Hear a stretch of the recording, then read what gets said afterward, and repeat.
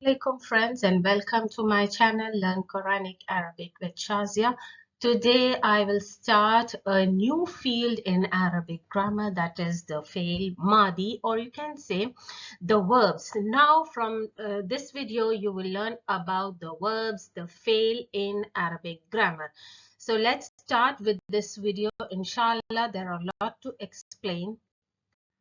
Now, before I start explaining about the verb, let me take you back to the division of the Arabic word that is divided into three parts. That is the ism, the fail, and the harf. So I have explained already all the topics included in ism, as you know, the normal nouns and the eraab of the noun and the nouns. That what else is in the category of ism, that is the damir, the ism al ishara, the relative pronoun, ism mawsul, and the harf. So I have completed everything, ism, harf, and everything that was in the ism, and now it's time for the fail. So the fail in Arabic grammar is of three types. You all know about the past tense, the madi, the present tense, the mudare, and the amr. So now it's time to understand the fail and the three types of fail. And there is one more type, that is the passive and the active voice. And in Arabic, it is called the majhul. So that will be the last in the verbs in the video or in the field of verbs. So let me first start with the madi. Because if you want to understand the fail, the family of fail, the tree and the branches, you need to understand madi, the structure of madi, the scale, and how it is attached with the pronouns. Inshallah, I will go very slowly, step by step. So first I will explain about what is fail madi, and then comes the scale, the structure, and then the attachment of the pronoun. Let me first explain about the topic fail madi, the meaning of fail madi, because if you don't understand the topic, the meaning of the topic, you will be unable to follow the rules about it. And the two main scales of fail madi, the two main scales in the whole of Arabic grammar, and that main scale is called fail mujarrad. So this word will be coming again every now and then, so you should learn all these Arabic names. Mujarrad means something original, the root letter of the verb. And what is the root letter? I will explain in detail, inshallah. And after the original root letter scale, and then there are mazid scales. So after explaining the mujarrad, then I will explain about the mazid scale. So what is mazid? Mazid means something that is extra in it. So there is a scale for the fail madi where extra letters are added to that scale. So inshallah, I'll speak about in detail about what are the scales and what is a scale, inshallah. What is fail madi? Any action that has been done in the past, any action or anything that you did in the past cannot be repeated in the present, it cannot be repeated in the future, and that is done and finished once and for all. So that idea is called fail madi, the action which is done in the past. For example, I have given here example of jalasa. He sat. Example of jalasa, that means he sat. As you know, the jalasa past tense has a hidden pronoun huwa in it. So jalasa, if you translate, you should say he sat. And now let's go to the definition of the fail madi. Al fail al madi huwa kullu fail, all the verbs. Yadullu, refers, shows. Ala huduth, huduth means the happening coming from the verb hadatha. Hadatha means happened, and huduth is the ing word, the happening, verbal noun, the happening of amal, action, any action that is done in the time. Zaman means time of the past. the past time. And now what is mujarrad? Mujarrad means something that is original and the letters of the verb are the root letters that cannot be changed. Root letters or original letters means that those letters, for example, jim, lam and sin, cannot be changed to any other letter, or they cannot be in any addition in the verbs or anything. So for example, let me just give you an example. Making a present tense with jalasa, I will make yaj lisu. So one may ask, yes, there is an addition of ya, but this is the harf mudare to tell you that now this verb is a present tense. Yaj lisu. This is not a damir, it is just a harf mudare, and this is not a part of the verb. And now the main letter jim, lam, sin is present in this present tense. So you cannot delete jim or lam or sin. Harakas may change, but the original root letters that was jim, lam and sin is still there. For example, if you make a command. So what is the command of jalasa? Ijlis. And there may be a change. There may be a change on sin, because in command you will see the last letter will have a sukoon over it. Ijlis. So there is an addition of this hamzatul wasl in it, but the rooted letters, because without adding the hamzatul wasl you cannot make the structure of the command. So this is what we will learn when the command verbs comes. So ijlis. So can you see the jim, the lam and sin is still you can see that it's still there. It's not deleted or any other letters are not added. For instance, this hamzatul wasl that I'm talking about, it comes when you make a command tense. So that's something not in question, but the rooted letters are still there. So this is what is called the mujarrad. Now I have introduced two main scale in the FEL MAADI, and the question may come as what are the two main scales of FEL MAADI al-Mujarrad. So when al-Mujarrad comes, al-FEL al-Mujarrad, al-FEL al-MAADI al-Mujarrad. When the question comes for a fail madi al mujarrad, the two main scales, that means there are two original scales in fail. One is fail sulasi al mujarrad. So fail sulasi al mujarrad. Now this is a fail. Why is it called sulasi? Because there are three letters in it. If you can count 1, 2 and 3, there are three letters. And all these three letters cannot be changed. For example, jim, lam, sin, as I have given before. That's why it is called al-fail, al-thulathi and mujarrad. Why is it called mujarrad? Because these letters, fa'ala or jim, lam, sin, cannot be deleted or changed. Now, this is the first scale. Fail, al-mujarrad, fail al-madi al-mujarrad. The first scale of fail al-madi al-mujarrad is fa'ala. The second scale of fail al-madi al-mujarrad is the fail al-rubai al-mujarrad. Why I'm calling it al-rubai? If you can count 1, 2, 3 and 4, there are 4 letters in it, and this is the fail rubai al-mujarrad. Mujarrad because these letters fa, ain, lam, lam cannot be changed or deleted. Example I have given here, it's wasa. You will find this example in Surah Nas. Another example is zalzala. This example you will find in Surah Zalzala. That means shaking of the earth. Waswasa, to whisper. And now, these are the two main scales you should know in fail madi al-mujarrad. I repeat, fail madi al-mujarrad has two scales. Fa'ala, fail thulathi al-mujarrad. The second one is fail rubai al-mujarrad. And one may see that these two are very similar. If you can see closely the letters fa, ain and lam. There is a fa, ain and lam in the fail rubai al-mujarrad, and there is an extra lam here. The first lam and the second lam. So the second scale is made up of 2 lams.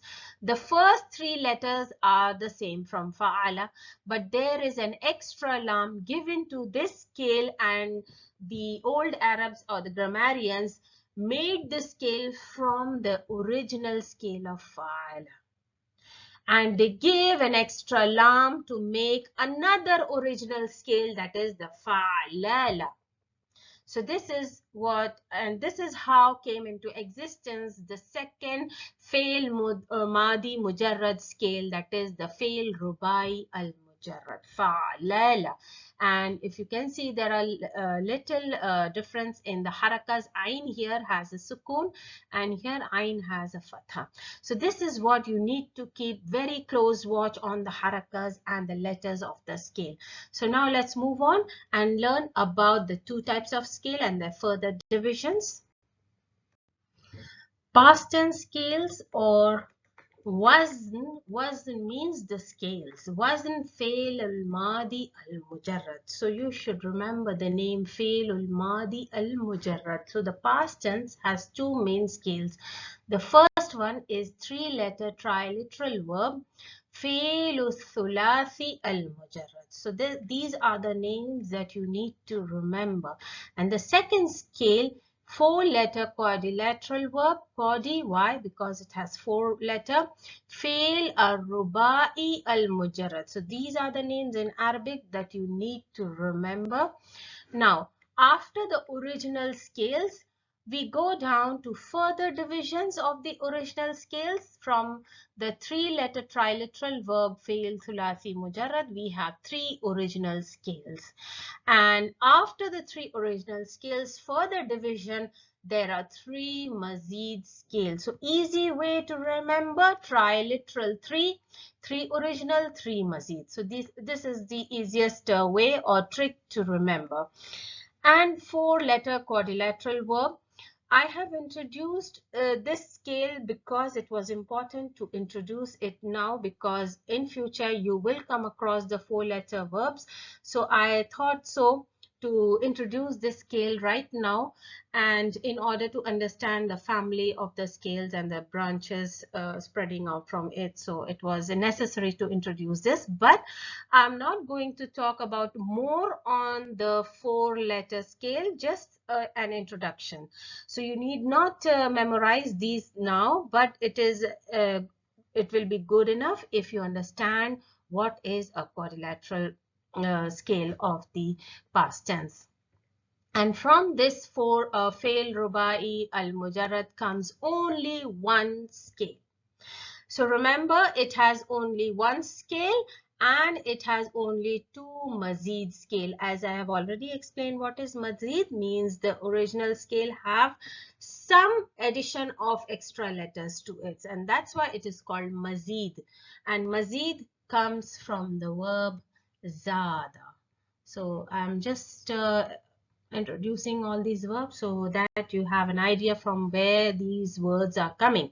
Zada, mazid means something where there is which has an increment in it. Now here are the main scales and the further division of the scale. So I have given the scale here. So let's see. First of all, FEL MAADI, a past tense verb. So now we have 2 main scales, fa'ala, and the second scale is fa'lala. So first I'll explain about this and later about the fa'lala. So fa'ala, in this FEL MAADI, we have 3 original scales as explained before. The 3 original scale is fa'ala, and this fa'ala scale comes from here only. So these are the 3 main scale: fa'ala, fa'ila with a kasra below the ain, and fa'ula with a dhamma on the ain. And now from this, the easiest way or trick to remember the 3 scales, if you know there are 3 harakas in Arabic grammar, that is the fatha, dhamma, kasra, then there are 3 scales. Three harakas, three scales. So this is the easiest way to remember. Fa'ala, fa'ila, and fa'ula. One thing to notice here is that the only change of haraka that is being done is the middle letter. The first letter and the last letter is not touched. Even the first letter, the haraka of the first letter and the haraka of the last letter is not touched in the scale. In all three scales, if you can see, only the middle letter ayn shows the change of haraka. The ayn here has a fatha, the ayn here has a kasra, and the ayn in the middle has a dhamma. So what I'm trying to say is, in all these three scales, the middle letter has some changes, not the first, not the last. So this is the three original letters that you should understand about it. And now coming to the mazid. Now all these three, as you remember, we have three mazid scales. So all these three mazid scale comes from these scales only. And why they are called mazid? Because some extra letter has been added to that original scale. So the first scale, mazid scale, we come across is the fa'ala, fa'ala.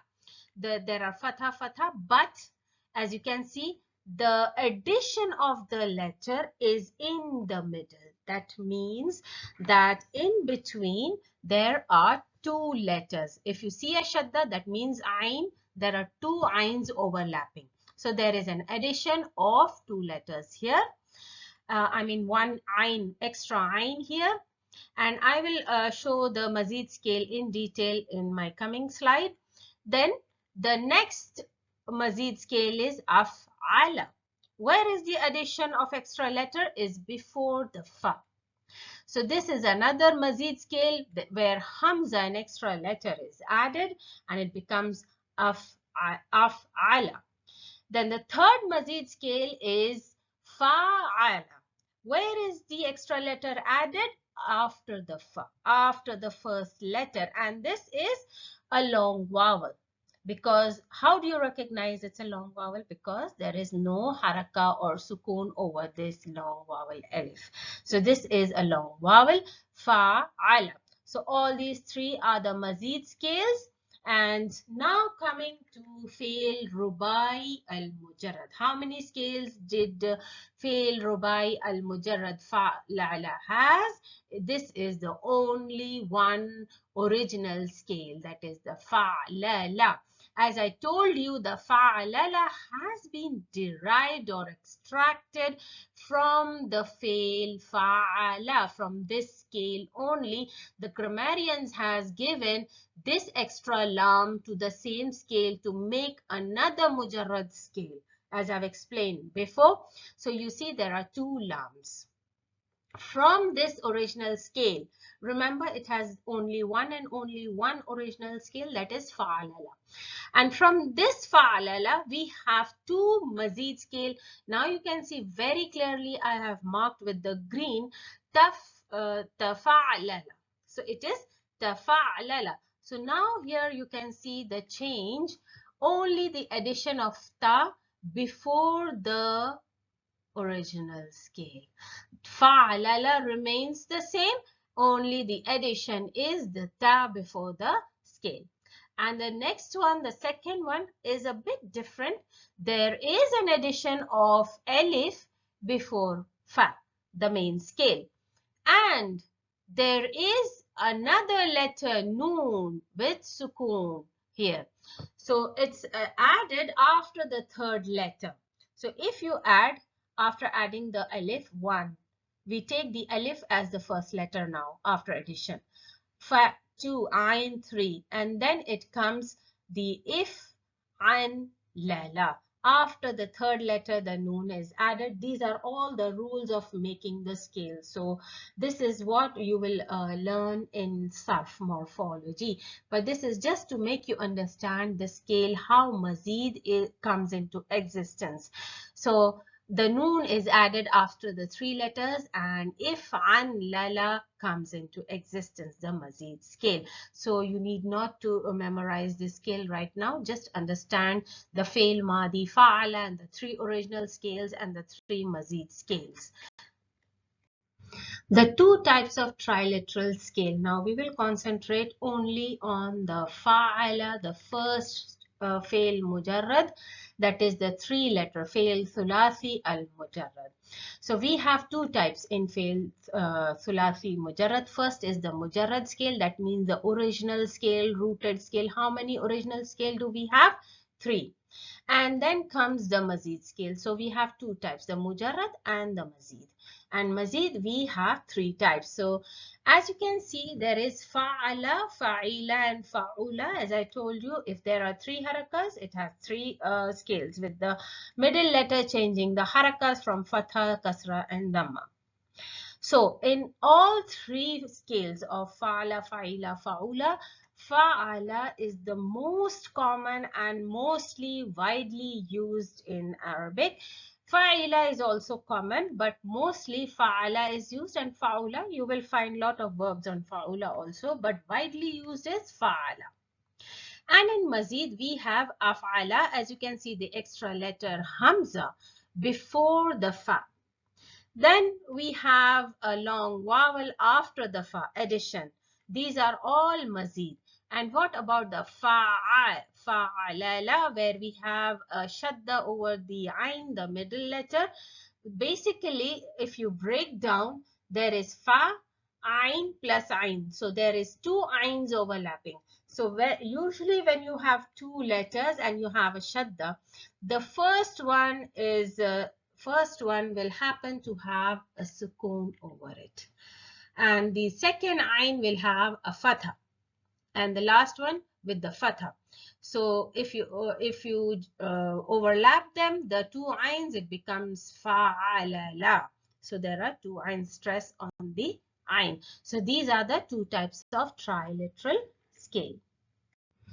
Let's talk about some important points on fail thulathi al-mujarrad. So we are on to the original scale fa'ala. So the first point about the structure. It is composed of 3 letters, as you can see here.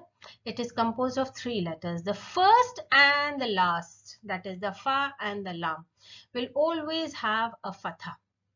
The second letter, that is the letter in the between, in middle, can have 3 different harakas.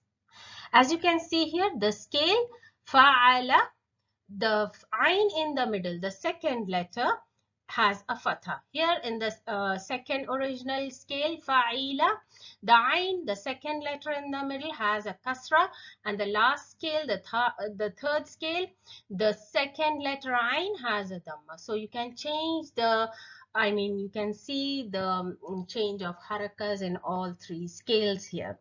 Now the 3 letters that is called root letters or the original letters in the triliteral scale, that is the fail thulathi al-mujarrad.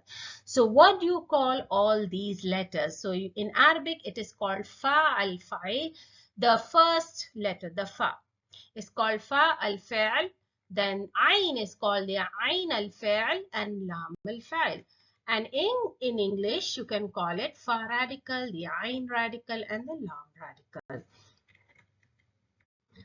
Talking about the changes on the middle letter, that is the second letter in the fail sulasi al-mujarrad. As you can see here, the ayn, the second letter, changes its haraka. So that is what is all about the 3 original letter, the scales. So the first scale fa'ala, as you can see, the ayn, the middle letter, has a fatha. That's why it is called maftuhul ayn. Maftuhul ayn means the ayn is having a fatha. Now, where does this name come from? It got this name from the name of the haraka, al-fath. Al-fath is the name of the haraka fath. And why is it called fatha? If you see this haraka fatha over a letter, you open up your mouth and pronounce a. Alif with a fatha has a sound a. Ba with a fatha has a sound ba. So what are you doing? You are opening your mouth. And this name comes, the fath name comes from the verb fatah. fataha. So this is the past tense verb from fatah, means to open. So the haraka al-fath got its name from the verb fataha, to open, meaning it is to open your mouth and pronounce the letter.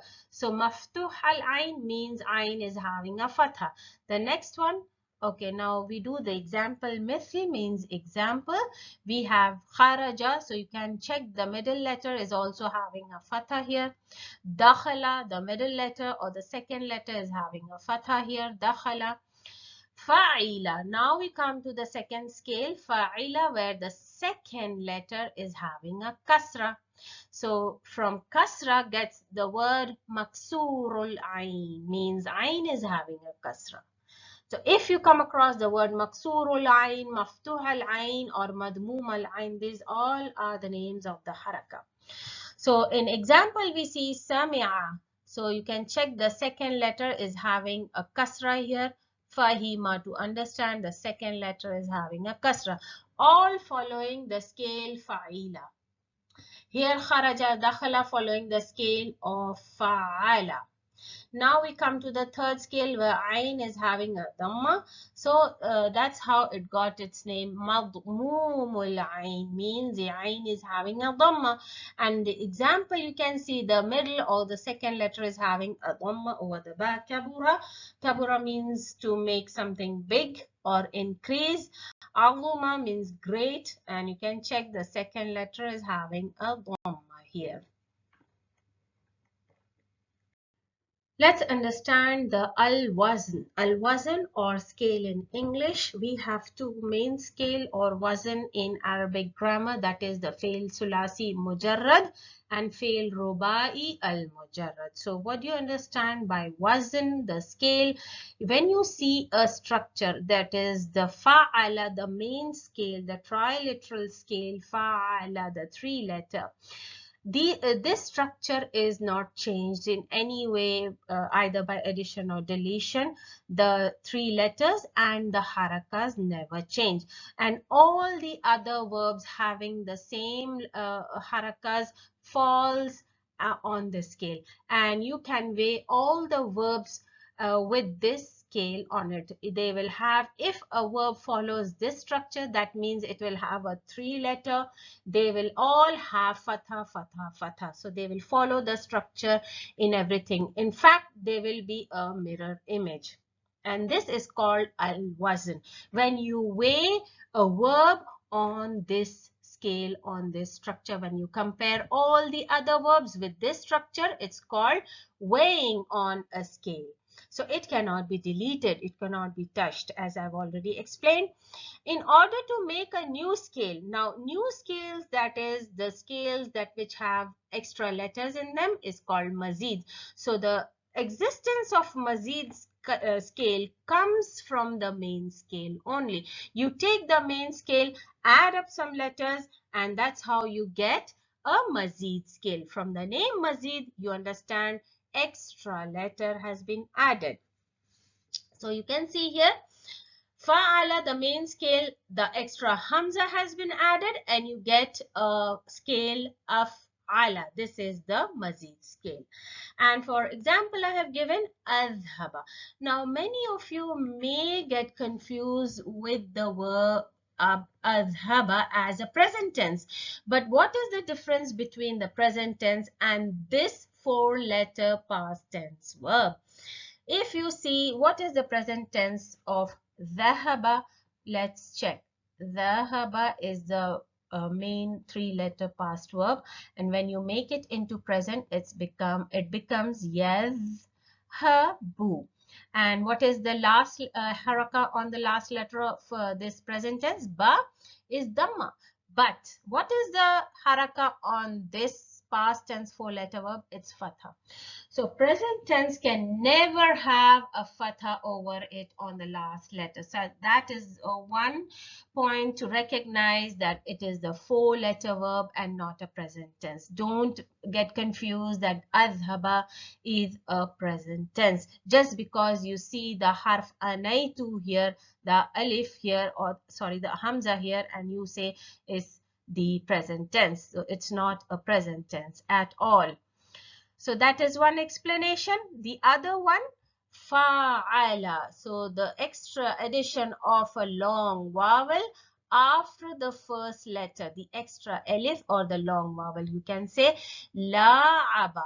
Now the main verb is, if I can write here, is la'iba. So this is the original scale, la'iba. When you add up the alif in between la'iba, it becomes la'aba. So that's how you get a mazid scale. And here in fa'ala, there is an extra ayn here, as I've shown it before. It's fa'lala. Sorry, it's not fa'lala. I'm so getting confused with the two scales. Fa'ala. So jammala, there is an example here, jammala. So there are two memes here overlapping in between, jammala. So with an extra ayn here, you get the third scale, fa'ala. So these are the main trilateral mazid scales. And here you can see we have Thulathi Mujarrad, the three scales, the three original scales of Thulathi Mujarrad is the fa'ala, fa'ila, and fa'ula. And the four-letter root verb is the examples they have given, the examples waswasa and zalzala. Coming to the quadrilateral verbs, means the rubai al-mujarrad. I'm just going to explain about the wazn as I explained about the trilateral fi'l thulathi wazn. So here comes the original fi'l rubai al-mujarrad scale. As you know, al-wazn, the scale. So you can see the structure fa-la, la. There are two lams. Should I remind you here again? Fa'lala. So any verbs, for example, waswasa, zalzala, that you can match with this structure, and you can match the number of letters. If this has four, the examples here, they also have four letters. And the harakas, the fatha, sukun, fatha, fatha, you can match the fatha, sukun, fatha, fatha. So in order to weigh a verb on the scale, you need to match the number of letters and the harakas and the pattern of haraka. So that's how you weigh all the verbs on this particular scale, fa'alala. That is called the weighing of the verbs, al-wazn. Now, in order to make the mazid scale, that is the same as you did in fi'l thulathi mujarrad, is to add an extra letter and you get an mazid scale. Just like fi'l thulathi al mujarrad, we had two types of scale. So in fi'l rubai al mujarrad, we have one mujarrad scale or the original scale, and now we don't have any more divisions from the original scale, but we have only mazid scale, and that is also we have only two mazid scale from the original fa'ala scale. So what are the mazid scale? If'an lala and tafa'lala. As I've already explained, the addition of ta before the scale and the first letter fa, and there is an addition of alif before the fa and a noon after the third. As I explained before, don't get confused. When you add alif, you count it one, the first letter, then the second and the third. After the third letter, the noon with sukun is added and you get the scale if an la. So the original letters fa and ain and lam are still there. So here you can see the extra alif.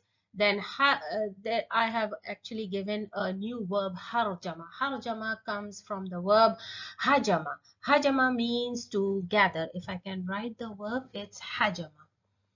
Hajama. So this is the three-letter verb, and as you know, all the verbs goes back to the original fa'ala scale. So hajama means to gather, to crowd in a place, to come closer to each other in one place. So that is called hajama, to gather. And now if you keep this verb on the scale of fa'lala, on the scale of fa'lala. And there is an extra addition of letters here. So alif before the fa, the first letter, and noon after the third letter. So it's become ihranjama. Ihranjama. So you can see the changes and how the verbs are made into mazid verbs. And now with dahraja. Dahraja means to roll. And when you make a mazid scale by adding the extra ta, so ta is added before the fail tadahraja. So it becomes mazid verb tadahraja because one letter is added, that is the ta. So I have given you a picture just to make you understand how the verbs are weighed on their scales. So you can match the letters, the number of letters and the pattern of harakas. You can match two things. Whenever you want to weigh the verb with the scale, you match the number of letters and you match the pattern of harakas. So if you can match kataba with fa'ala, you will see kataba also has 3 letters and fa'ala also have 3 letters, and the harakas are all similar to each other, just like mirror image. Fa'ala has fataha, fatha, fatha. So kataba also has fatha, fatha, fatha. Then coming to the next scale, shariba, the next verb shariba, you can match shariba with fa'ila. The letters are similar, 3 letters, and the harakas, the pattern of haraka is also same. The first having the fatha, the second letter having a kasra, and the third letter having a fatha. So that's how you weigh a verb on the scale. And the last is kabura. You can match the number of letters and the pattern of harakas. The first letter having a fatha, the second with dhamma, and the last with fatha. I have given more examples on the 3 scales. These are the common verbs that come across when you read the Arabic books or in Arabic grammar or Medina books. So first of all, we have the examples on fa'ula. Kabura means to increase or become big or to make big. Saghura from to make small, and hasuna something good. Sahula easy. Sa'uba is difficult. Then with the fatha, fa'ala, with the ain with the fatha, kataba, akala, sa'ala. Kataba to write, akala to eat, sa'ala to ask. Dhahaba is to he went or he already went. Sana'a to make. With the kasra, ain with the kasra, that means fa'ila scale. Shariba to drink, alima to know, fariha to be happy, ghadiba to be angry, and fahima to understand. After the understanding of the 2 main scales in the FEL MAADI, that is the FEL Sulasi al-Mujarrad and FEL Rubai al-Mujarrad, now it's time for some practice on the given verbs. Here you can see the first column is with some random verbs, and the second column they ask about the wazn that these verbs are falling on, and the letters given in this column is the letters on the given verbs here, and you need to tell that the letter where the letter falls on the original scale. So you need to give the position of that letter on the original scale here. And last of all, the haraka on the ain letter, that is in the middle letter, the harakas. So let's do quickly. Kataba comes from the original scale, fa'ala. How do you recognize? Check the harakas. So it comes from the fa'ala scale. Now the letter ba, where does the ba falls on this original scale? The ba falls on lam. So you need to give the position of the original on the original scale. So in original scale, it falls on the lam, right? So, and what is the haraka on the ain? It's fatha, because in the middle, you need to check in the middle, it has fatha. So let's go to see the jalasa. So it comes from the same original scale, fa'ala. And where is the Jim falling on the original scale? The Jim is falling on the first letter Fa.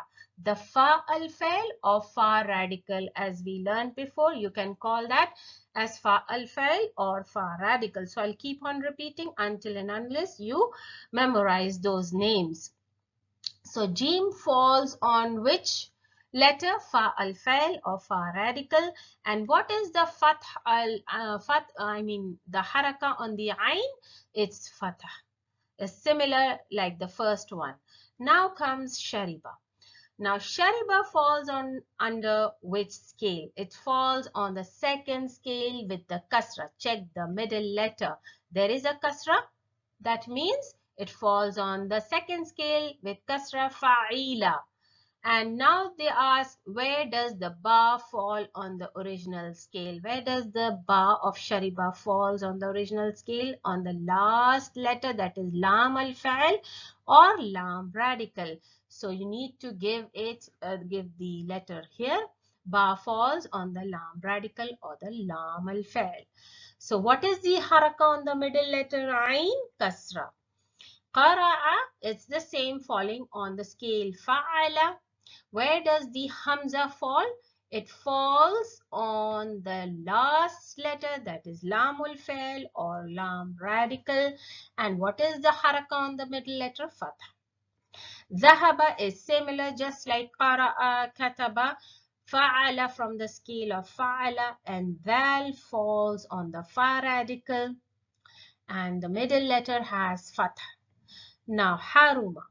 Haruma comes from the third original scale, that is with the dhamma, because the ain is having, the ra is having a dhamma, fa'ula. And where does the ra fall? The ra falls on the middle letter, that is the ain al-fa'il or ain radical. So you can give dhamma.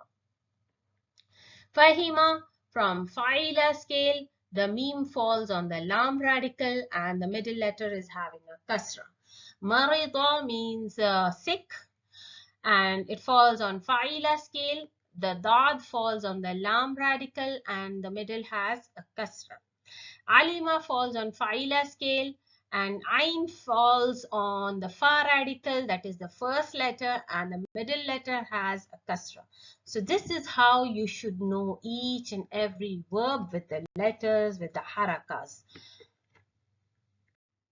The second one here, you have to put the FEL MAADI, that is da FEL MAADI. Da is a command verb, means to put FEL MAADI in these blank spaces. So let's see. Dash al-muallimu ila al-madrasati. So what can be the verb here? Dash al-muallimu ila al-madrasati. So you can check all the verbs here. Shariba, jalasa, la'iba, fahasa, fariha, rakiba, akala, dhahaba. What can a muallim, a teacher, do? Ila al-madrasati means he's going to the madrasa.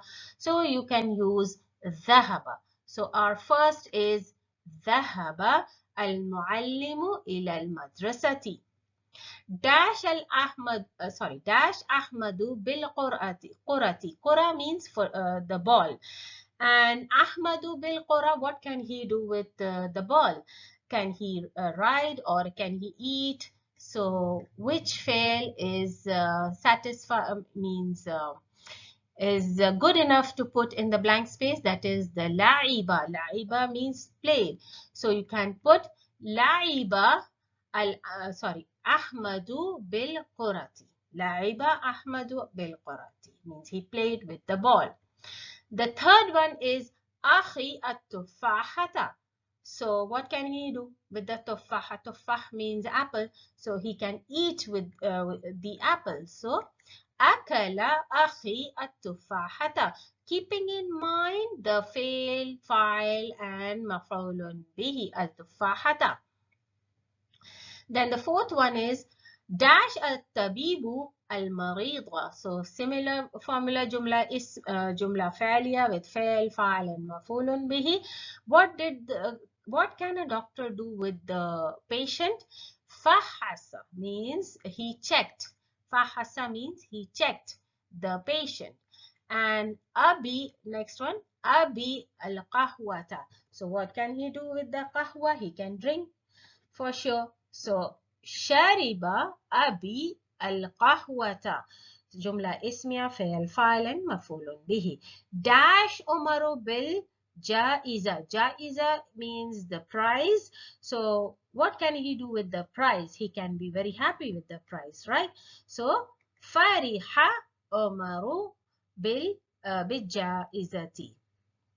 Then al-ajuzu fil mas'adi. Mas'ad is the elevator or the lift, and this mas'ad comes from the verb sa'ada. See, everything comes from the verb, triliteral verb. Sa'ada means to ascend, and mas'ad is something that makes you to ascend. So when you get into the lift, elevator, it lifts you up, so you ascend up. So that's why it's called mas'ad.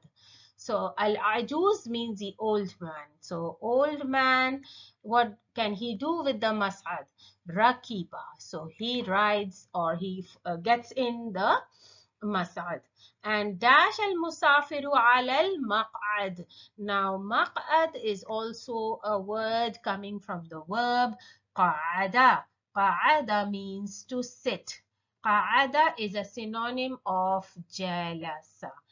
These two are synonym, means one thing only, to sit. And the thing on which you sit is maq'ad, means the seating, the seat. So what can he do, the musafir or the traveler on the seat? He can sit. So you can use jalasa al-musafiru ala al-maq'adi. Or you can also say qa'ada al-musafiru ala al-maq'adi. It's the same.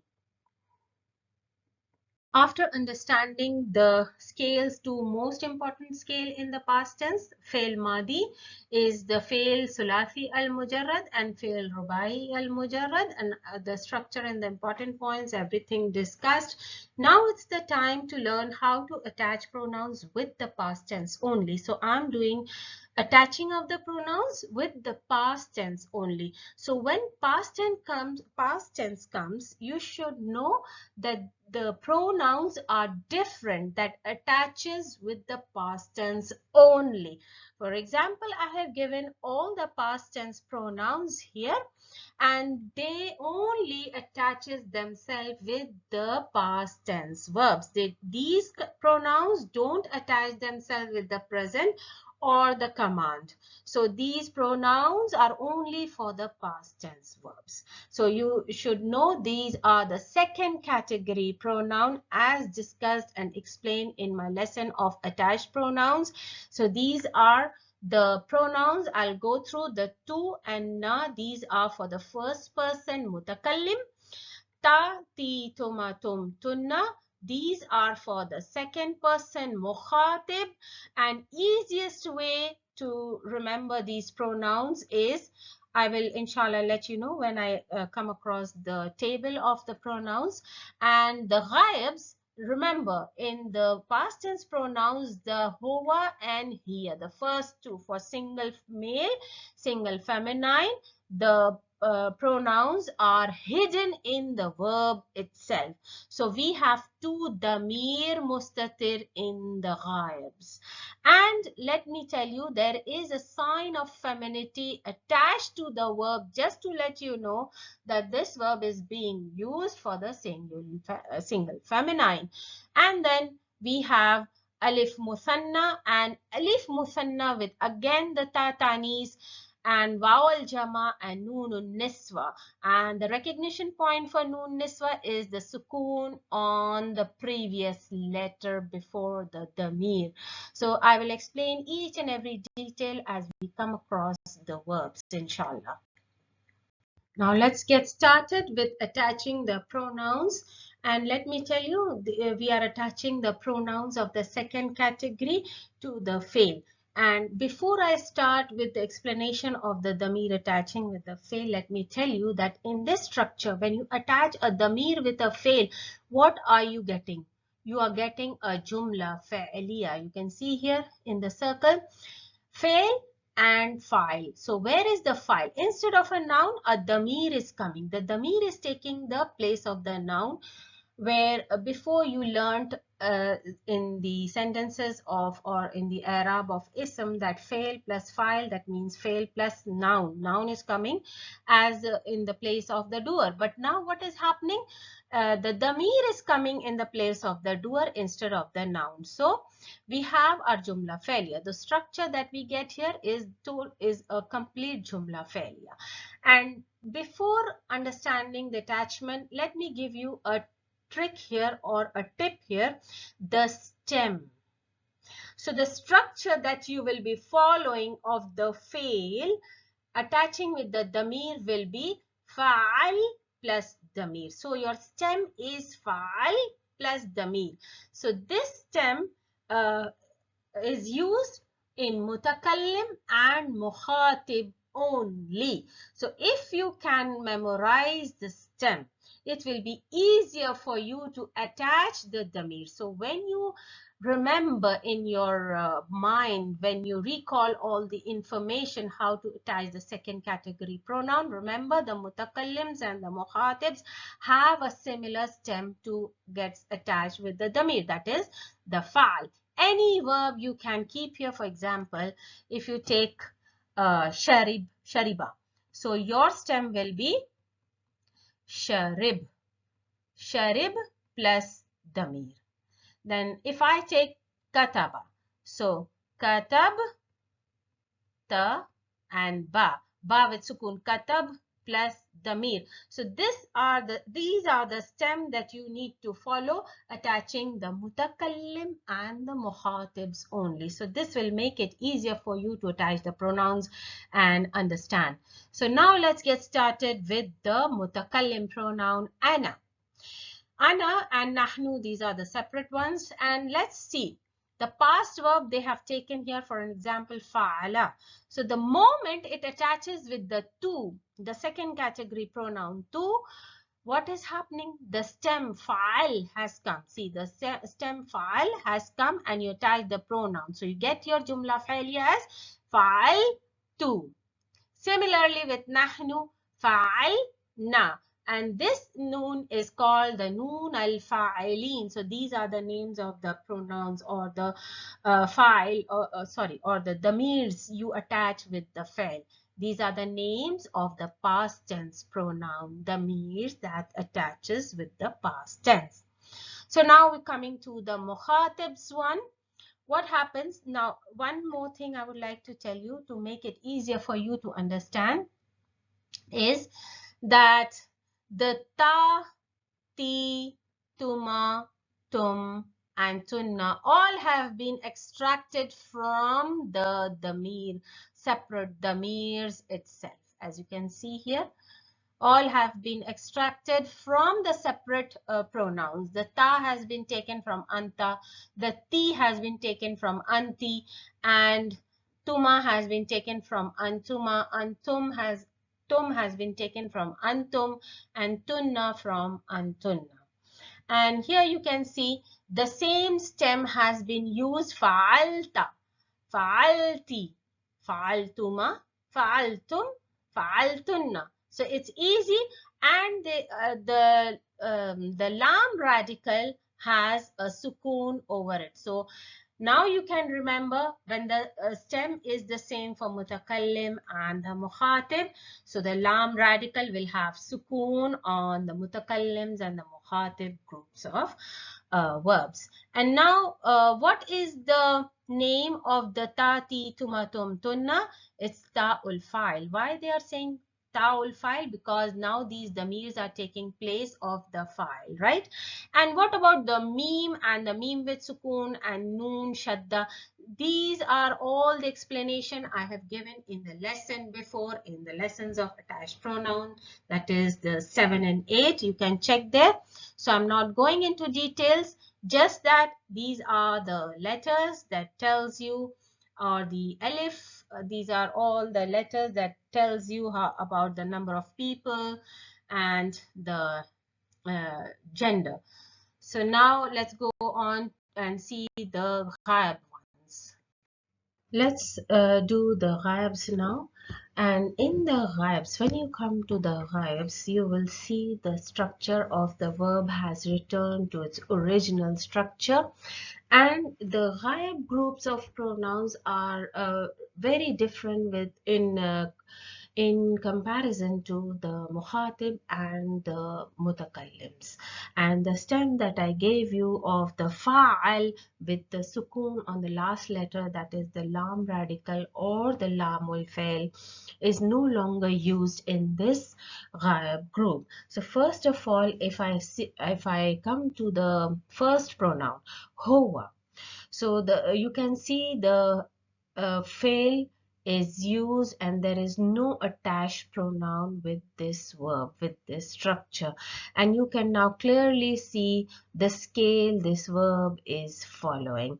Fa'ala means did. And the scale is, what is the scale? The scale is fa'ala, and this verb is following the scale fa'ala. So can you see anything extra attached with this verb? There is no verb attached. So where is the, I'm sorry, no pronouns attached. So where is the pronoun? The pronoun is hidden inside this verb. So remember, in the ghaib groups, uh, if you check the mutakallim and the muhatibs, there are all the pronouns that you can see with your own eyes. You can see visibly the pronouns attached at the end of the verb. But when you come to ghaibs, there are two damirs that are ghayab, that are hidden inside the verb, and these two damir mustatir are always found in the ghayab group of the past tense. So in the mutakallim and in the muhatib, there are no damir mustatir. Only in the ghaibs you will find the damir mustatir, and that is also for huwa and hiya. The rest of the the pronouns you will see visibly with your own eyes. So now when you see the fa'ala, there is no attachment of the pronoun at the end. So we say that the damir is mustatir, hidden. Taqdiruhu huwa. This is what you will learn in the eraab. Now when we come to the feminine singular, you will see the structure of the verb that is being used is not touched. It is the original structure of the verb. And what is the haraka on the last letter? The fatha. What was the haraka on the last letter for the male singular? That was the fatha on the last letter, lam. And here also in the feminine, the fatha is maintained. The original structure of the verb is maintained. And what is added here? What has been added here with the green letter here with a sukoon is the ta tanis. So this ta tanis is known as the femininity sign, and only difference is that this ta tanis is found attached with the verbs only. This gets attached with the verbs to show that this verb is being used for the feminine singular and that also for the ghaib. So this is what the tatanis works for. And any of you who can remember the sign of femininity that we did in the ism, that was ta marbuta, the alif makhsura, and the alif mamduda. The alif and the hamza together is called the alif mamduda. So these three signs were for the nouns. They come only attached with the nouns, but the tatanis comes only attached with the verbs.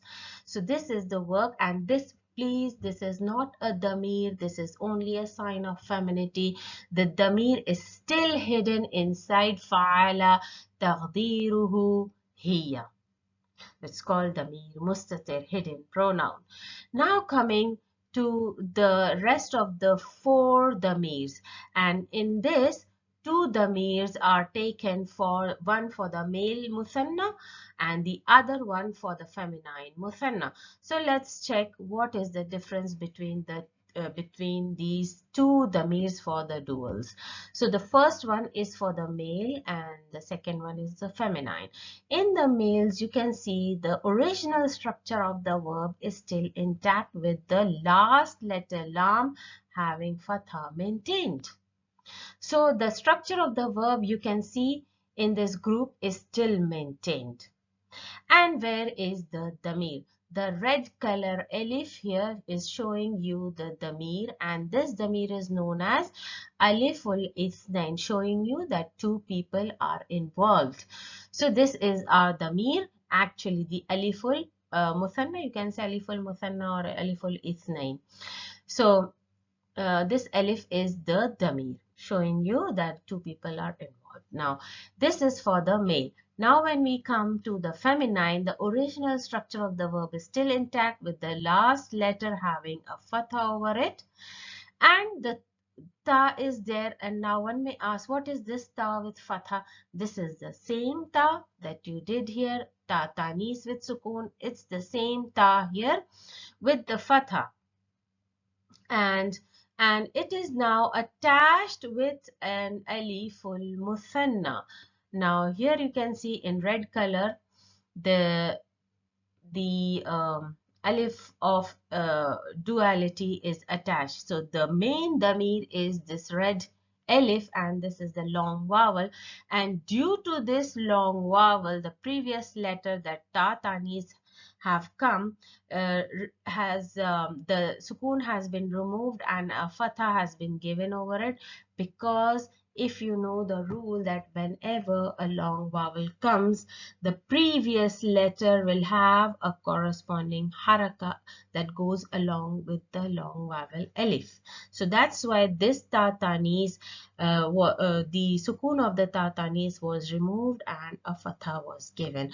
But it is still the same ta tanis, even though you cannot see a sukoon there, if even though the it has been changed to a fatha. So still it's a ta tanis. So this is why the ta with fatha has come, but our damir is the aliful muthanna. Now, in these two fails, for the one for the male jama, one for the feminine jama, what you can see here is the main structure of the verb. Now there is a slight difference. The last letter has a dhamma. Now you know why it has a dhamma, because waw al jama, the damir has come. Waw al jama, damir has come, and as you know, this is the long vowel wow. So the previous letter will have a corresponding haraka. It goes along with dhamma. So that's why the fatha has been removed and a dhamma has been given. So these are the changes in the verb structure. Especially now, can you notice, especially the changes are happening on the last letter of the fi'l, right?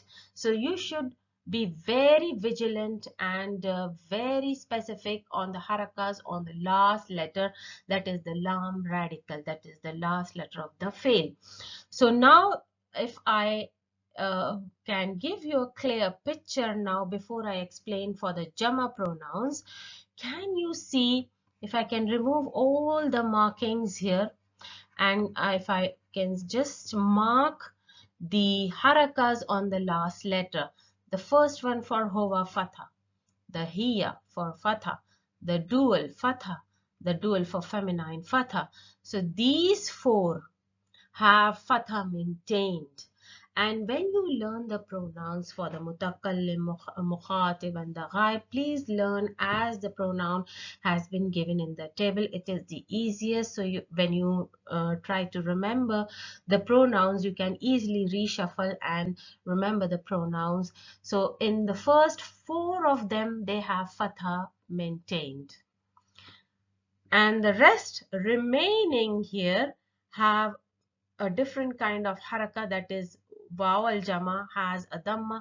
So if there is a vowel jama, and this vowel jama only comes for the male plural, so if vowel jama is there, you will see a dhamma on the last letter of the fi'l. And what is this alif? This is an alif known as alif of protection. It comes to separate this waw damir to show you that this is the long vowel wow damir, and it's not attached to any other words, or it is not the spelling of the verb. It is the damir to show you it's the damir. So that is the work of this alif, and that's it doesn't have any place in the Arab, and that's why it is marked as gray. In the Quran, Tajweed Quran, you will see this alif is marked in gray. Now coming to the feminine jama. Now if you check the structure of the verb in feminine jama ghayab, what do you see? The sign on the last letter, sukoon. So now if you remember, the stem fa'al has come back in the ghaib only for the feminine jama. And what is the reason that it has come back in the ghaib? You haven't seen the fa'al stem in any other pronouns here, but only for the feminine jama. Why did it come back? There is only one reason: because of this noon niswa. The noon niswa is the damir. It is not the letter showing you for the femininity. It is in itself is a damir. And what is the recognition for the noon niswa? If you check the previous letter, it should always have a sukoon. Then only you can recognize that this is the damir noon niswa. So that's why the fa'al stem came back for the feminine jama. And if you remember, in the mukhatib, what was the pronoun attached? The ta and the noon, tunna. So the noon shadda was just a letter to tell you that it is for the feminine jama mukhatib. It represents the mukhatib feminine jama, this noon with the shadda. But here the noon niswa with the fatha is something different. It is in itself, it is the damir. And where is the damir in the mukhatib? The ta is the damir, not the noon with shadda. Noon shadda is the letter shows you the mukhatib feminine jama.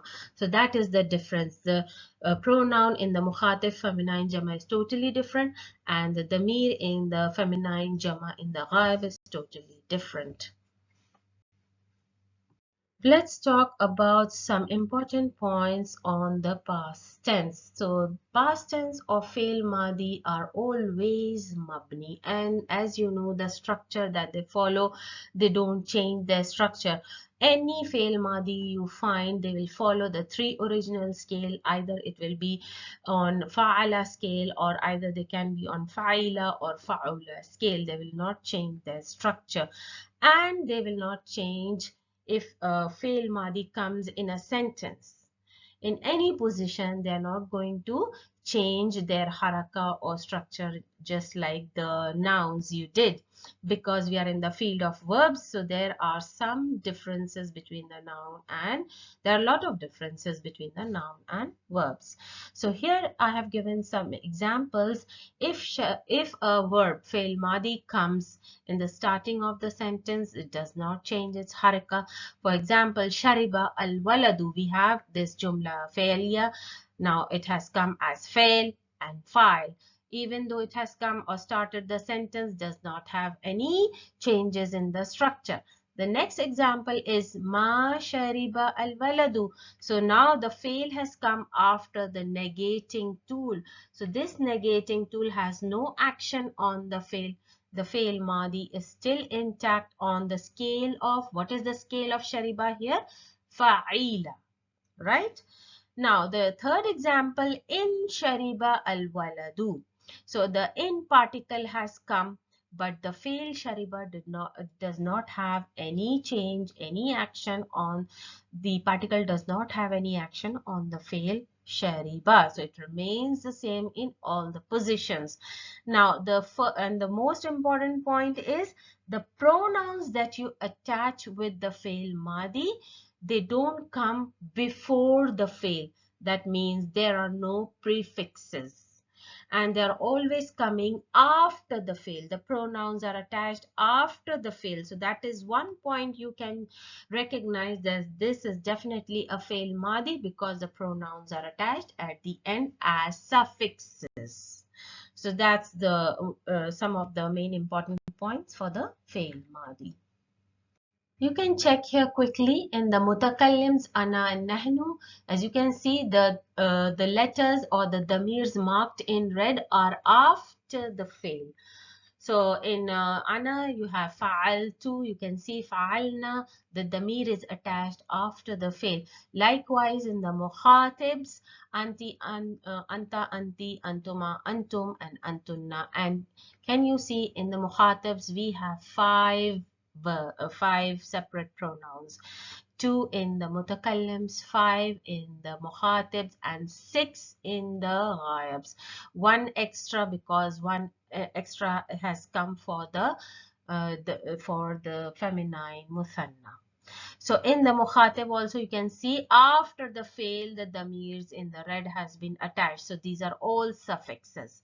In the ghaibs also the damirs attached in the ghaibs are different from the damirs in the mukhatibs. So you will see the difference of the damirs in the mukhatib and the ghaibs. So in the first two, as you know, there are damir mustatir.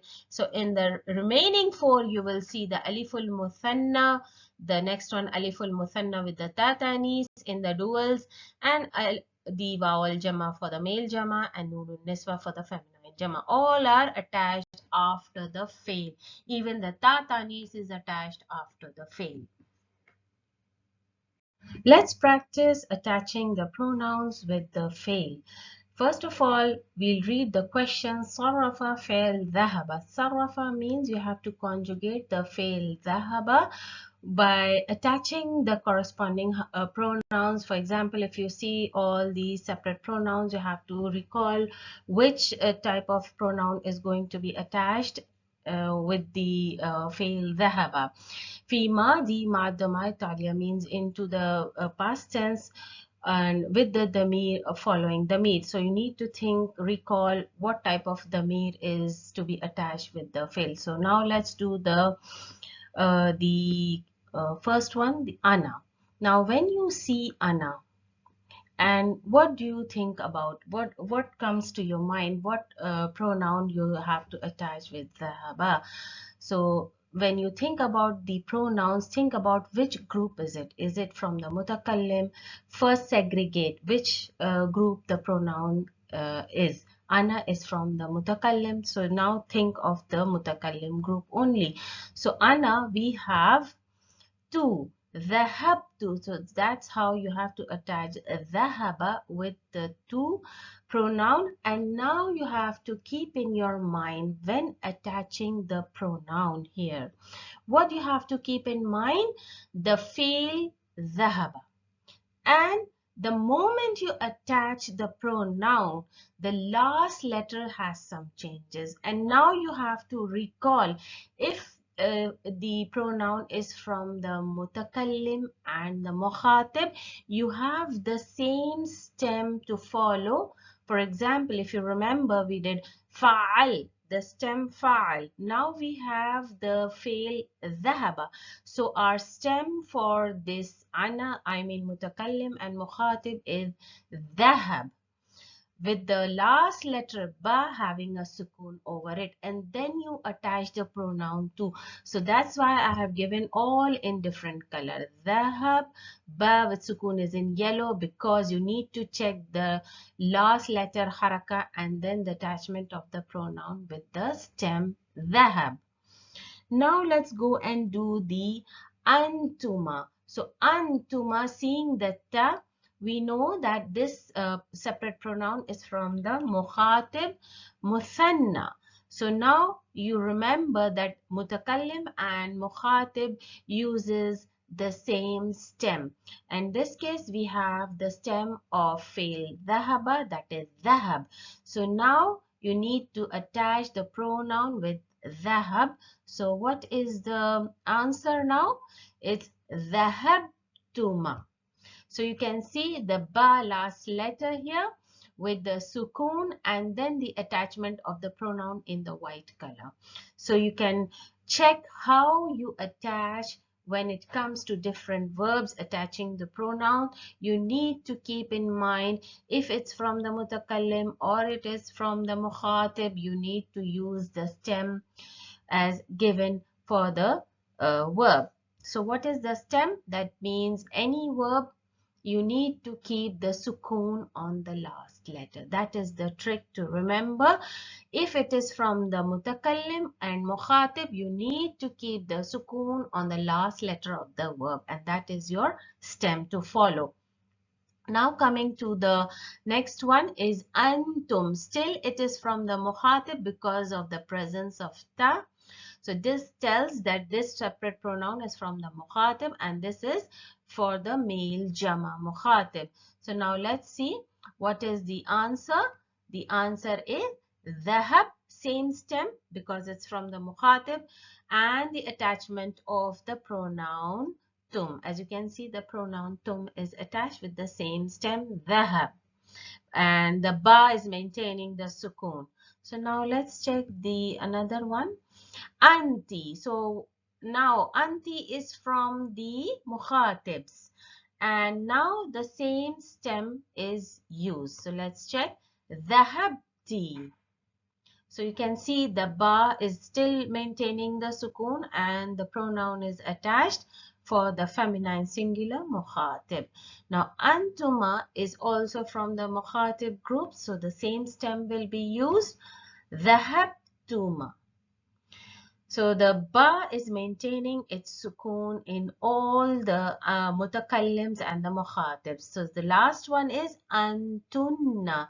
Seeing the ta here, it tells you that this separate pronoun is from the mukhatib feminine jama. How do you know? The noon with shadda tells you it is for the feminine jama in the mukhatib group, remember? So let's check what will be the fail with the attached pronoun. So dhahabtunna. So the stem is the same, dhahab, and then attachment of the pronoun tunna. Now let's check the huwa.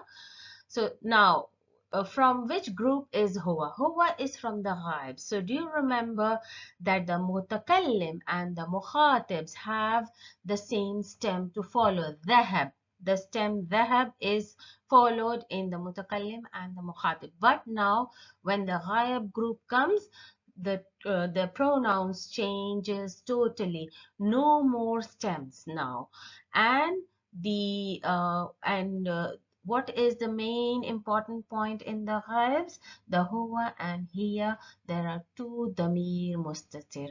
So this huwa is from the ghaib, and we know huwa in the past tense, there is no attachment of the pronoun with the fi'l. The huwa is it's hidden inside the fi'l. So what is our fi'l here? Dhahaba, only, no attachment, and there is no stem to follow in the ghaibs. So now huma. So how do you recognize the separate pronoun that it is from the ghaibs? The presence of ha tells you that this separate pronoun is from the ghaibs. So huma, the alif, the presence of alif tells you this is for the dual. So okay, there are two duals here, huma and huma here.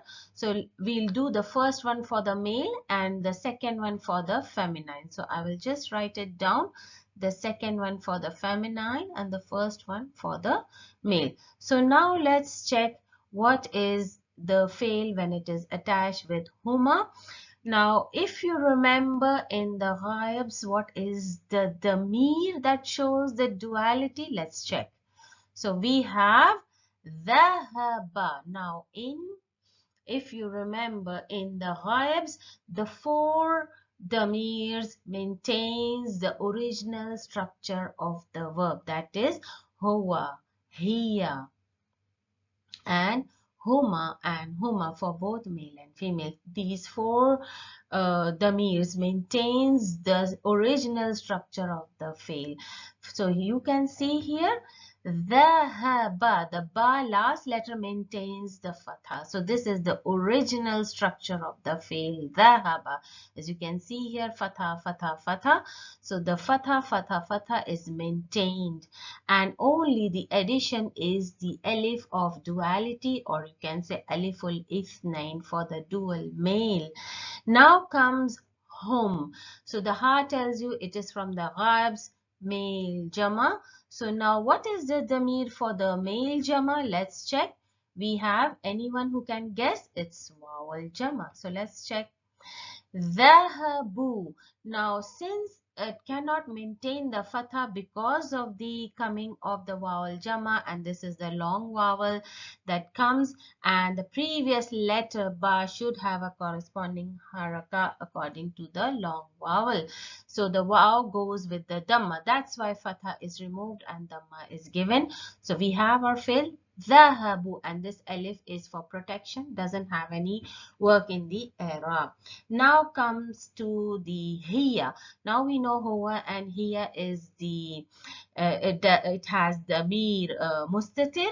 So let's check our fail with attached pronoun.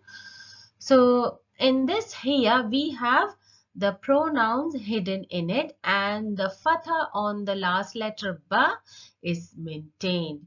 And what is this ta with sukoon doing? This is only a sign of femininity attached with the fail, just to show you that this is being used for the feminine singular in the ghaibs.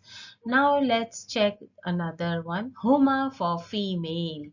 So in this we have dhahaba. The ba is maintaining the fatha. The original structure of the fail is maintained. The addition of ta with fatha, the tanis is there, and then the pronoun alif of duality or aliful ithnain, which is the actual damir, and it is attached to tatanis. This tatanis comes in existence just to show you that this homa is for feminine dual. And why did it change the fatha? You know, because of the long vowel. The corresponding letter with the long vowel will have, the previous letter with the long vowel will have a corresponding haraka. So alif goes with the long vowel, alif goes with fatha. Now let's check the hunna. This is for the ghaib and for feminine jama. So let's check. This is dhahabna. Now you know why the stem dhahab comes back, because of the attachment of the damir noonun niswa. I should have colored this into white, so it's my mistake. This is damir noonun niswa. That's why ba took the sukoon, because this is the recognition. If there is a noon niswa, then you will check the previous letter. It will have a sukoon, always have a sukoon. So that's why the stem dhahab comes back for the feminine jama in the ghaib groups. Now let's check the second last one, ana. Now this ana might be for the feminine. So you should know that the feminine for the ana, for feminine and male are the same. So dhahabtu for the feminine here, dhahabtu for the feminine here, and dhahabtu for the male is the same. And I think I forgot to change the color of the damir into white. So the two is the damir here, and it's the same. And the stem dhahab is used in the mutakallim. So what about nahnu? Nahnu is from the mutakallim group still. The same stem is used, dhahab, and with the noon al-fa'ilin. So I hope this is very much clear in this exercise. Now let's go on and check another exercise. Now, alhamdulillah, after the first exercise, now this is the same, but we have to do a little bit keeping in mind the group and the mufrad, the muthanna, and the jama. So it's the same, but it's a bit kind of tricky. So now let's do the first one. Now the first column is the fail, and now in this column you have to check which group of pronoun you are going to use. So as you see in the first one, it's the mutakallim and the ghaiba with the ta marbuta. That means ghaiba for the feminine, mukhatib, ghaib for the male, mutakallima means the feminine singular, mukhatibah means the feminine mukhatib. Mutakallim, the feminine mutakallim, and this is the male mutakallim and feminine mutakallim. And the second column is mufrad. You need to give for the singular. Then for the muthanna, you need to check first the group, and then you have to give the muthanna pronoun. And for jama, you need to check the group. If it's mutakallim and there is jama, then you need to give the pronoun of the jama. So now let's do the first one. So shariba with mutakallim group, and that also you have to give for the mufrad. So from the mutakallim mufrad, what do we have? We have for ana, that means the two. Sharib two. So now I have highlighted the last letter just to tell you how the harakas are there on the last letter and the addition of damir in the red. So we have mufrad sharib two. Then we come to mutakallim muthanna. Now, if there is muthanna for mutakallim, the nahnu damir is used.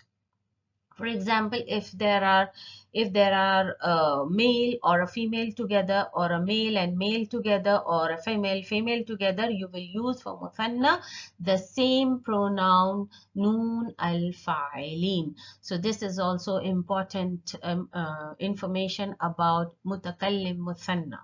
So don't get confused. And the stem, you can see sharib is used because we are doing the mutakallim group. Then mutakallim jama. So for the jama also you're going to use the noon al fa'il. Remember, for muthanna and jama the same pronoun is used, and we are using the same stem sharib for the mutakallims. Now coming to ghaibas. Now we jump on to the ghaib groups, and this is for the feminine. Remember, ghaiba. So ghaiba mufrad, that means in the ghaib group we will do feminine singular. So sharibat. So there is no more stem. The original structure of fail will be used shariba, the last letter maintaining the fatha and the tatanis is added. Now ghaiba muthanna from the ghaib groups, and that also feminine muthanna. So remember, for the feminine muthanna we need to keep the tatanis. Shariba, the main structure of the verb is maintained. Then you have to put the sign of femininity and then the addition of the damir. Remember that. So sharibata with the long vowel aliful ithnain, the damir. Then ghaiba feminine jama. In the ghaib group feminine jama, remember what type of noon do we have as a damir? The noonun niswa.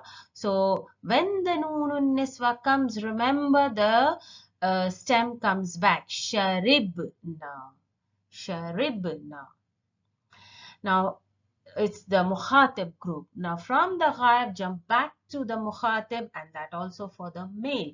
So remember, now whatever pronoun you will be using for mufrad, muthanna and jama, we will use for the male. So mukhatib singular mufrad will be sharibta. So if you check, if you are doing mukhatib, remember the stem comes back, the sharib, and then you add the damir sharibta. Then muthanna sharibtuma and jama sharibtum. So this is easy for the mukhatib.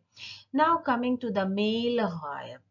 So we know mufrad, we don't have any damir attachment in the fail. When it comes to the male singulars, where is the damir? It's hidden, mustatir. So we have the fail shariba. We don't have any attachment after the ba. Now ghaib muthanna. Now muthanna for the males in the ghaib, remember we are not doing mukhatib, so the stem is not applied here. So the original structure of the fail comes back in the ghaib, and the ba maintains the fatha and the addition of the aliful ithnain shariba. So you can check the difference in shariba male muthanna and sharibata the feminine muthanna in the ghaib group. This and this has just one difference, that is the tatanis. Now coming for the ghaib male jama, as you know, in the ghaib group the male jama, the vowel jama tells you it's the ghaib masculine jama, And why does ba have a dhamma? Because of the long vowel. Wow. And now let's do the mutakallima feminine. So for the mutakallima and the mutakallim's mufrad are the same. Sharibtu and sharibtu. Remember that. Mutakallima muthanna in the mutakallim group is the same. Sharibna and sharibna. Remember that. Then for the mutakallima jama is sharibna. It's the same as in the male mutakallim, sharibna. Now we come to the mukhatiba. Mukhatiba singular is sharibti. So you can see the stem in mukhatib and ti. And then mukhatiba muthanna sharibtuma. So if you are doing the mukhatib, either it can be male or female. Remember, if you are doing mukhatib, the stem comes back sharibtuma. And remember, in the mukhatib, the tuma damir is used for the male and female together. And then mukhatiba jama sharib tunna. So this noon shadda tells you that this damir is showing the feminine jama in the mukhatib. So that's the all in this exercise. Last of all and not the least, the eraab of FEL MAADI. I know this is the end of the video but it is the most important thing. If you don't follow the eraab, if you don't understand the eraab, then there is no meaning in reading the ayah of the Quran. So now let's do the eraab. First of all, we will do the eraab of FEL MAADI without the pronouns attached to it. So we will do the FEL MAADI separate, and the file will be in the noun. Now the file is no more a damir, it is a noun here. So we will do the eraab of the FEL and then the noun that comes in the place of the file. So let's see. Ja'a is FEL MAADI mabni. Now how do you do the eraab here? It's the FEL MAADI you need to explain, and it is mabni ala al-fath, because the last letter will always have a fatha. If you remember the original scale, that is the fa'ala, the middle letter changes all the haraka, but the first and the last letter does not change its haraka. It's always on fatha. But when you do the sarf, means attaching the pronouns or attaching anything, everything is done on the last letter. So that's why when you check what are the haraka, you have to check the haraka on the last letter. If there is a fatha, you have to say mabni ala al-fath. So that is how you do the eraab. Al-haqqu, if you know the formula, fail plus fa'il. So we have the al-haqqu, and that is also in marfu case, as you can see the dhamma here. So fa'ilun marfu'an wal amatu raf'ihi ad-dhammatu. So that's easy now because it's just very simple eraab. Now, if you have different kind of verbs like ja'a, qala, shariba, whatever it is, you need to check the last letter only, the last letter and the last letter. فعل ماضي مبني على الفتح, because whenever you have your FEL MAADIs, any FEL MAADI, the last letter will always have a fatha over it. So always it will show a fatha on the last letter. So it's mabni on fatha. So this is the main eraab of the FEL MAADI. وَفَعِلُهُ ضَمِيرٌ مُسْتَتِرٌ. So when it comes to the FEL where there is no file, how are you going to do the eraab? You will say the file is ضَمِيرٌ. The fa'iluhu, its file. ضمير مستتر تقديره هو.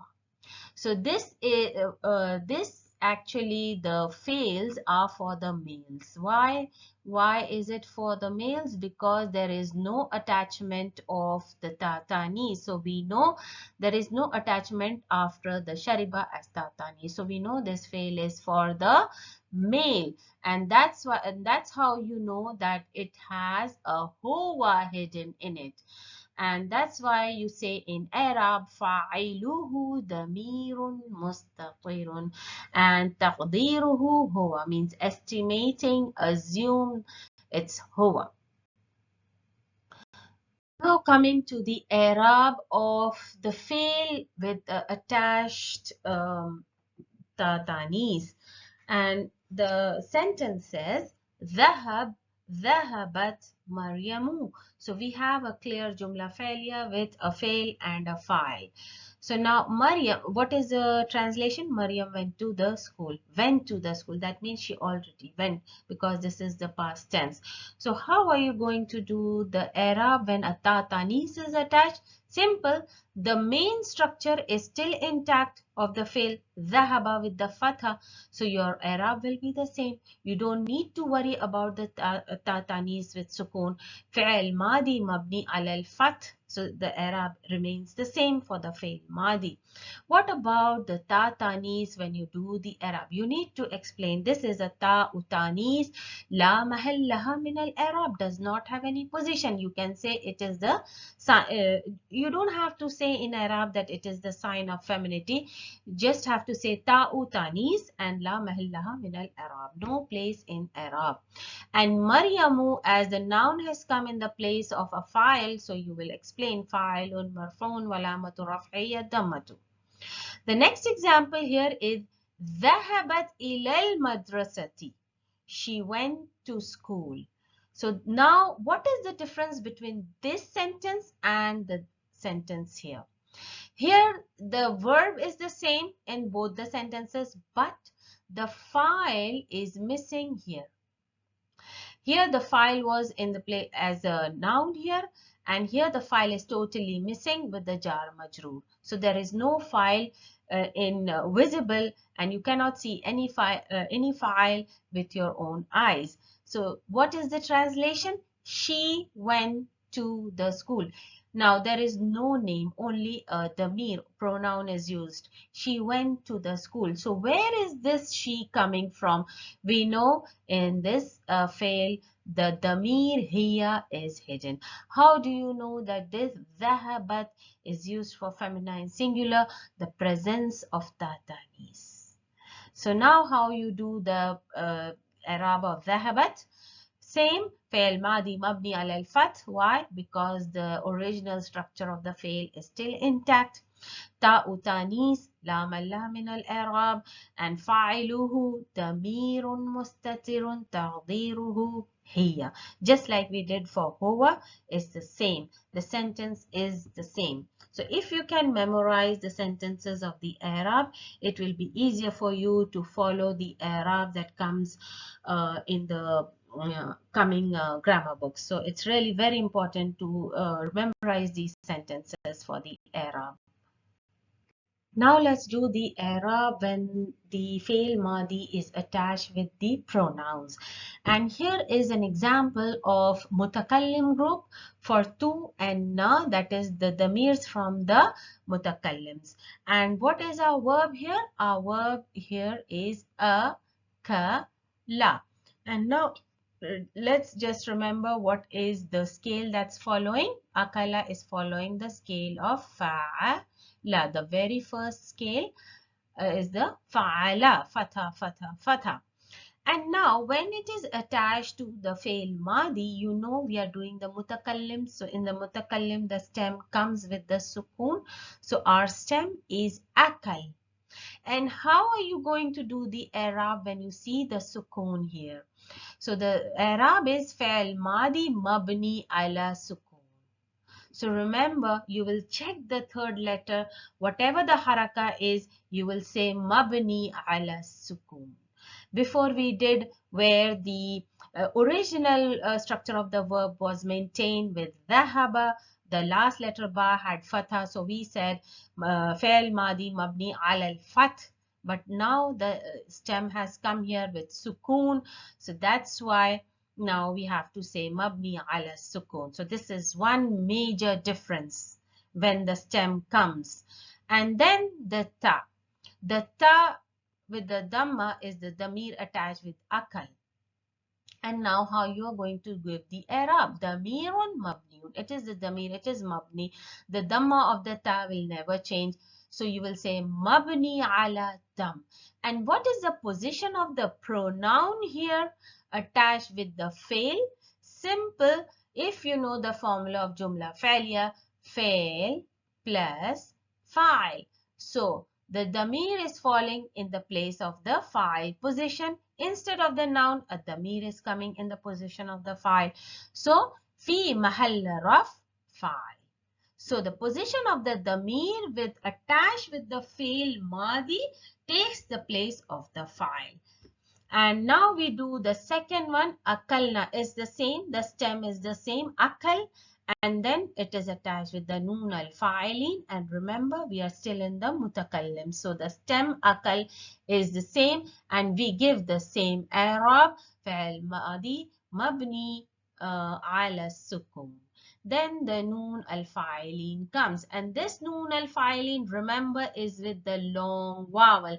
And you know, if the long vowel alif comes, you check the previous letter. It will always represents the corresponding haraka, that is the fatha that goes along with the alif.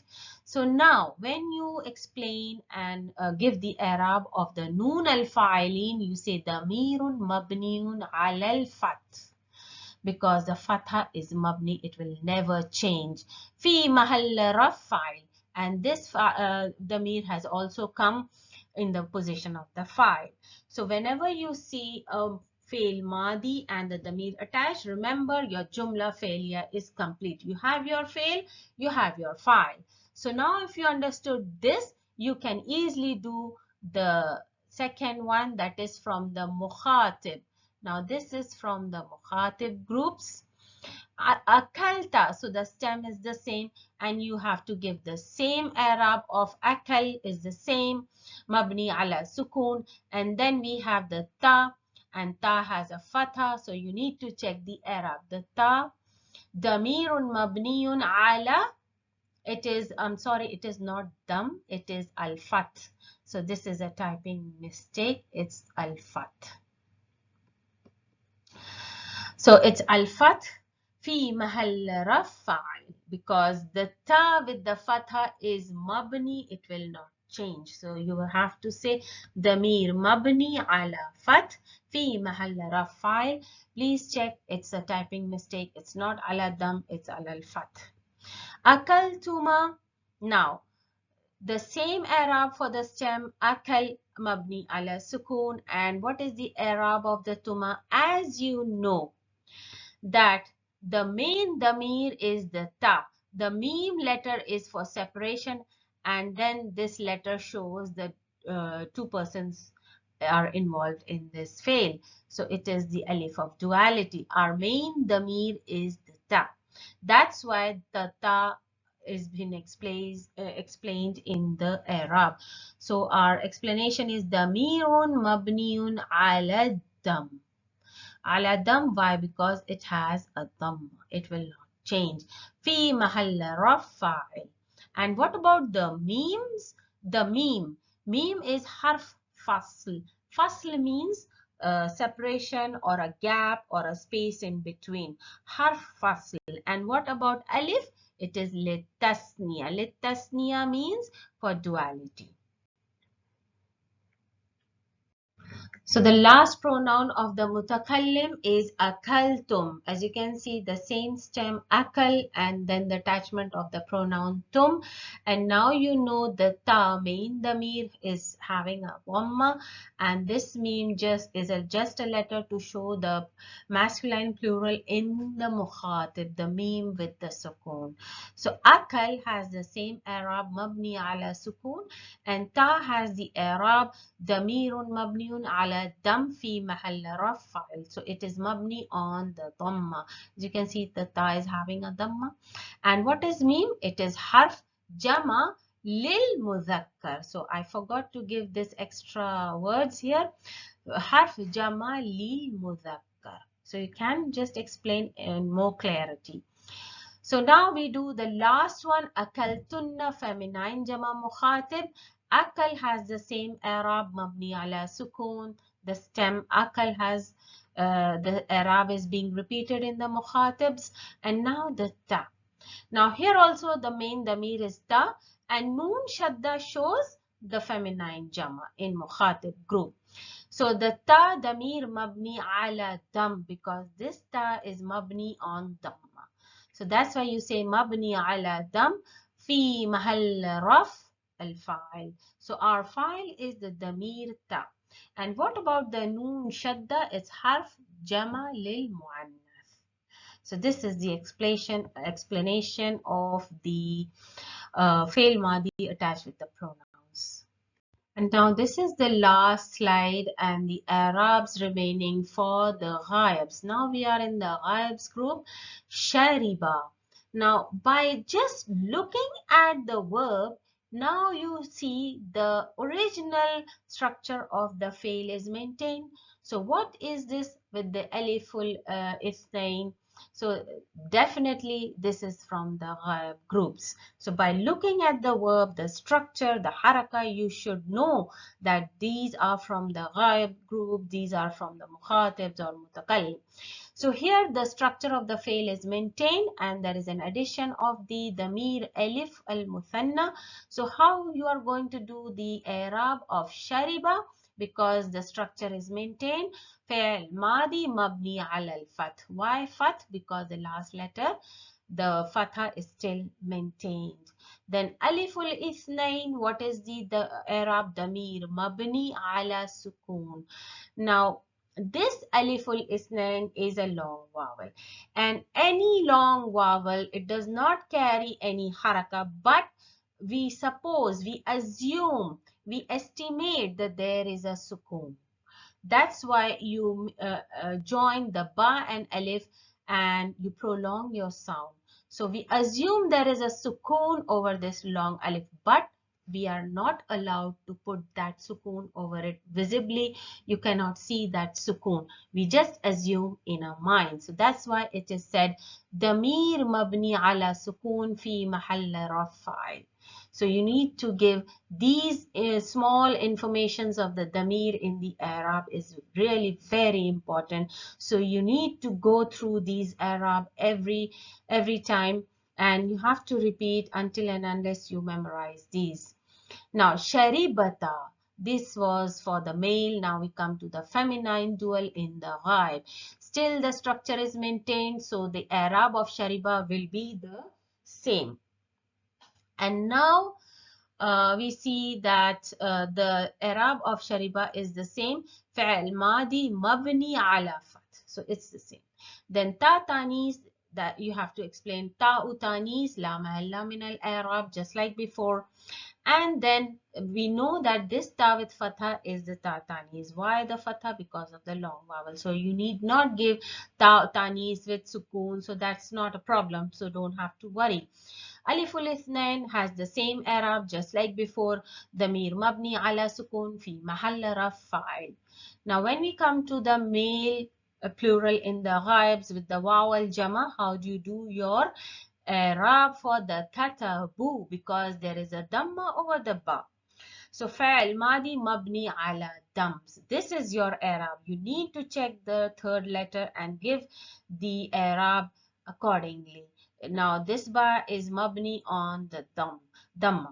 So vowel jama is the damir mabni ala sukun. Similarly, as we did for the aliful ithnain, it is the long vowel. It has a sukun over it, but we are not allowed to put a sukun because these are the rules from of the long vowels in Arabic grammar. And we have three long vowels, that is the alif, waw and ya. So all these three letters don't accept harakas over it. The ya also don't accept any haraka. So waw al-jama is mabni ala sukun, but it's not visible. Fi mahall raf fa'il. Sami'na. Now this is the last one, feminine jama in the ghaib groups. How do you recognize the presence of noon niswa? And when noon niswa comes, the stem comes back. Sami'na. So this fail is different. Sami'. So what is the scale Sami'a is following? It is following the scale of fa'ila with the kasra. So now Sami', the stem has come back with the third letter with the sukoon. FEL MAADI mabni ala sukoon. So that's how you give your eraab. And what about the noon niswa attached to it? FEL mabni ala fath, because noon niswa comes with fatha and it's mabni. Fi mahall raf fa'il. So all the damirs you check are in the position of the file. So if you have your fail and damir, that means you have your fail and file and your Jumla Ismiya is complete. Alhamdulillah, the Arab is complete now. Alhamdulillah, the lesson on the past tense is complete now, and all the information that I gathered from different books have been compiled in this video. If any information is missing or I made any mistakes, then you can ask me any questions regarding this topic. And only one topic is left, that is how to attach the pronouns when pronouns come instead of the nouns. For example, the position of the file and the position of the maf'ul bihi. When these two pronouns comes, how they are attached with the past tense. So this is the main and most important topic, and I have done it in the different video, because this video will become very lengthy to follow and difficult to concentrate. So inshallah, till then, assalamu alaikum wa rahmatullahi. I will be coming back with that video very soon, inshallah.